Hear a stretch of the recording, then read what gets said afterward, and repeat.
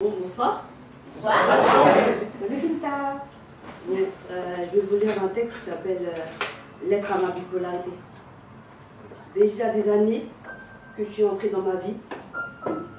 9 ans que contrôler mes émotions m'est interdit.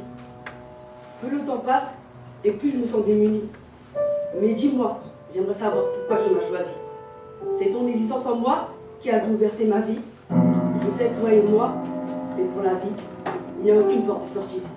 Chaque jour qui passe, tu me suis comme mon ombre. J'ai plus les idées claires, alors tout devient sombre.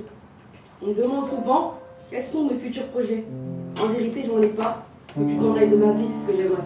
Je pense pas au futur, car j'ai toujours vécu au jour le jour. Je voudrais partir très loin, prendre un aller sans retour. Et comme une tumeur qui se consume au fond de moi, je ne te vois pas, mais je peux te sentir au plus près de moi. Je te nourris de chacune de mes peurs et de mes douleurs. Quand je ne montre pas ma souffrance, c'est que mes larmes coulent à l'intérieur. C'est un combat quotidien que je mène contre toi. Et je suis très souvent tellement fragile et tu as très souvent le dessus sur moi. Je me console en me disant qu'il y a des pathologies pires que la mienne. Je pense à ces personnes qui meurent de leur maladie de façon quotidienne. J'ai souvent des crises d'angoisse à la maison, des moments euphoriques, puis de longues dépressions. On pense que c'est mon caractère qui me met dans cet état.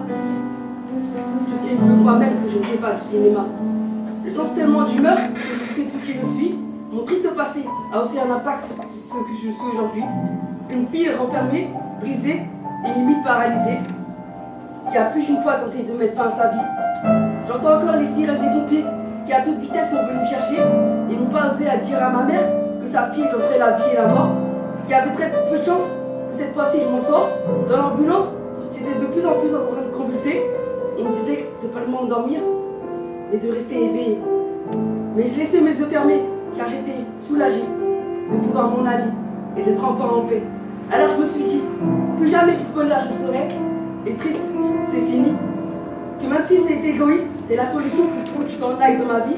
Je me disais que mourir à 23 ans, c'était pas une fatalité. Juste la fin d'une vie de souffrance, c'est la triste réalité. Je n'ai pas su te décrire, mais j'ai tenté de te dire ce que je pensais de toi.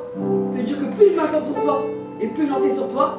La bipolarité, c'est difficile de l'expliquer, du fait de sa complexité. J'ai conscience que c'est une maladie qui est bien plus compliquée. Donne-moi quelques minutes pour pouvoir respirer. Je veux juste un peu d'air, car je suis en pleine apnée. Ma seule âme contre toi, c'est le traitement qu'on me donne. C'est pour mon bien-être, même si très souvent ça m'assomme. Regarde à quel point tu m'as épuisé. Je suis une rose complètement fanée. Tu fais ressentir le pire en moi-même. Même physiquement, tu m'as changé. À chacune de mes pesées, je vois que j'ai perdu poids. À chaque fois que je pense à toi, cela m'émeut. Comment reculer? Non, comment avancer si tu me fais autant reculer? Avec toi, je ne sais plus sur quel pied danser. Un coup, tu me fais sourire, et d'un seul coup, tu me fais pleurer. Entre angoisse et crise de nerfs, sans raison, je suis déstabilisée. C'est pas la guerre que t'as gagnée, juste une bataille avant de me relever. Tu m'as pas mise assez KO pour me contraindre d'abandonner. J'arrêterai pas de me battre, même si c'est un combat au quotidien. Je seul sais de quoi sera fait demain.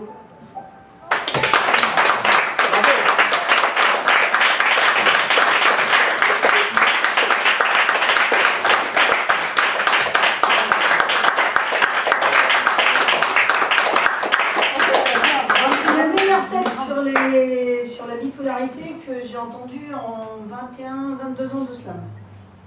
Donc merci Finta.